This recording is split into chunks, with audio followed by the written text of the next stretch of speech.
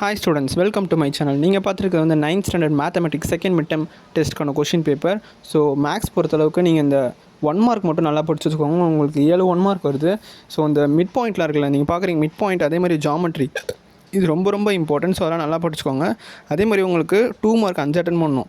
So 5 attend பண்ணணும். அதே மாதிரி 14th உங்களுக்கு கம்பல்சரி. ஸோ கம்பல்சரி பொறுத்த அளவுக்கு நீங்கள் வந்து ஓனாக வந்து நிறைய ஒர்க் அவுட் பண்ணி பாருங்கள். அதே மாதிரி find the value of x power, அது ரொம்ப ரொம்ப இம்பார்ட்டன்ட். கான்சென்ட்ரிக் சர்க்கிள்ஸ் ரொம்ப ரொம்ப important.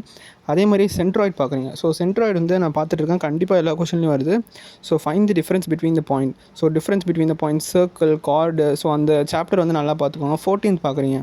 So if AB is the diameter of the circle and B is. So நான் சொன்ன மாதிரி தான், அதே சாப்டர் தான், ஆனால் உங்களுக்கு கொஞ்சம் கான்செப்ட் மட்டும் மாற்றுறாங்க.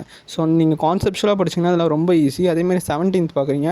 17th if figure is a circle, அது ரொம்ப இம்பார்ட்டன்ட். அதே மாதிரி vertices of the parallelogram taken in an order, அது ரொம்ப ரொம்ப ரொம்ப இம்பார்ட்டன்ட். அதே மாதிரி 21 கம்பல்சரியான்னு பார்க்கல. ஸோ அதனால் அதுவும் நல்லா பார்த்துக்கோங்க. Vertices of right angle triangle.